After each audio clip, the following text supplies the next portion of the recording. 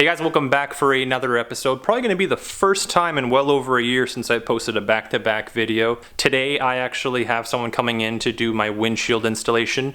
The company name is BrightVuAutoGlass. They're here in the London area. They also do surrounding areas. I got the call that he's coming in, so let's jump to it. Now, was it a problem that I removed all the old urethane that was on No, there? no, that's good. That's okay. There's nothing wrong with that. Because I was doing some reading that people said to leave a thin... Yeah, you should leave about just a very thin layer on it. But in this situation here, the reason why I'm scuffing it, when vehicle are built in the factory, they don't have urethane on the vehicle, right? It's mainly a plain body. The machine just applies it and put the windshield in. I would say 95% of the time, everything goes fine. And that out of 5%, most vehicle leaks. So that's where the dealership call the glass guys to go in and do a read. I mean, take it out, reapply back it properly, do it the right way, and then reinstall it back, right? So this is what you did. There's nothing wrong with that. It's fine. So the reason why I'm scuffing it right now is to make sure everything goes perfectly fine, right? Because I did have like rust that went on. That's okay, so man. I had to... If you have to grind it down, there's nothing wrong with that. So we'll do a dry fit first. Make sure everything, the window is exactly to where it needs to be. So this is activator. This is basically going to activate the body, and then I'm going to activate the glass. So this is what helps the urethane to combine everything to hold properly. If you don't use it, the window can end up just being there sitting. While you're driving, you'll hear the window just flopping. Or if you push your hand, you can just fall right out. Really? This is just something you should always use on glass. Make sure it's prepped properly. That's the main thing. So that's always a key to getting a good installation, I would say. Make sure the body is prepped and the glass is prepped properly. Another thing is to clean your glass. Make sure the area where the urethane has to bond is to scrub it. That's another good way of getting the good stuff to be prepped. It's just a very simple path.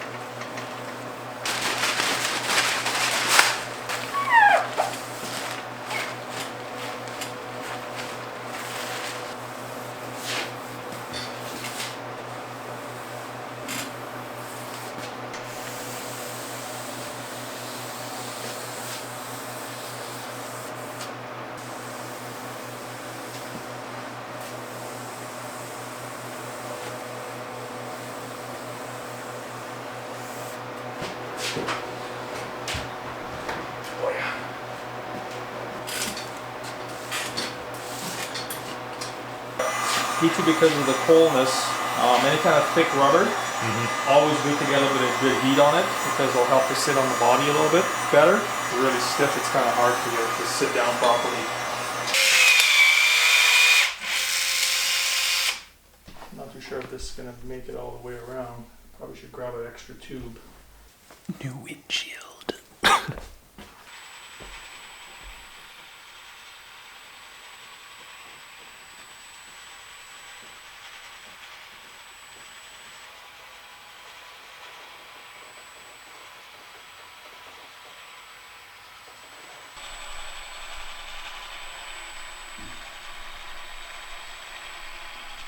So you want to just hold it on the pinch roll, just about 1.5 inches off of the pinch roll.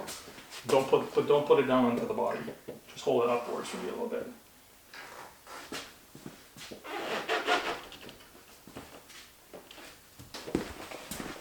Perfect. That's good.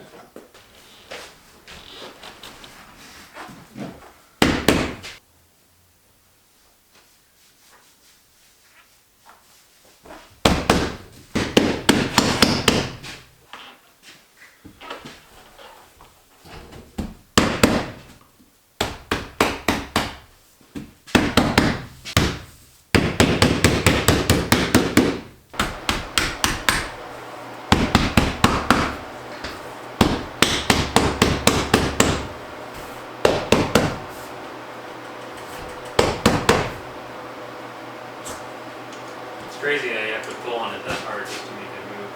Well, this urethane that I use is a stronger bond of urethane because I use this like I use that urethane on trucks. So with the trucking industry, guys don't like their truck sitting too long. So the stuff that I use dry probably about an hour, you can leave off of the truck. With other product, you have to wait about 4 hours before you can dry.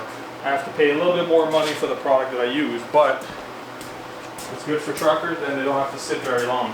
Places like Ryder and International and all those places, they have a lot of fleets that come in and out. So I cannot have a truck sitting for 4 hours. Alright, that went perfect, man. Looks good. Nice and smooth transition, so looks really good. The top is nice and flat. Corners are perfect where it needs to be. The VIN is sitting perfectly all the way around. The molding is sitting nice and flat, so Thank you. I like it. Looks great. Get all that sticker off of there.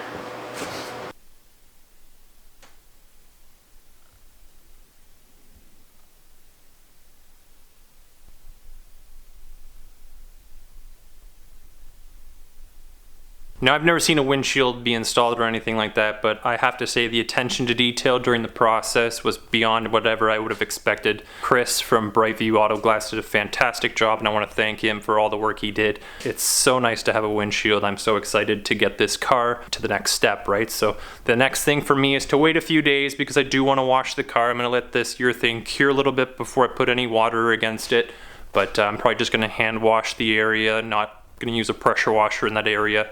But yeah, I love it. So we're going to be moving on to the next thing, which is actually the vinyl wrap, which came in this morning as well. I'll give you guys a sneak peek on that, on what I did. I'm skeptical on it. We'll see how it goes. Like I had mentioned, if it doesn't come out good, it's fine. I can go ahead and just take it off and paint it when things open up. So this is what I went with. It's a white carbon fiber from Vivid. I don't know, it's hard to see maybe here on the camera, but in person it almost looks like the Vivid vinyl wrap has a little bit more of a cold blue to it versus what I have on the car. The lights in here really don't depict it well. It's a little bit easier to see in person. We'll see how it comes out. You know, I feel like the banding inside some of this carbon fiber design matches a little bit to what the car is, but maybe it's just the semi-gloss reflection. I don't know what it is, but I'm gonna see how this comes out. You know, if I don't like it, like I said, I can take it off, but that's going to be in the next episode, guys, so we'll see how it comes out. Thanks again, guys, for checking into today's episode. I will leave a link in the description to Chris at BrightVuAutoGlass, his information and his business. Reach out to him if you guys do need service for your windshield, because the service is excellent.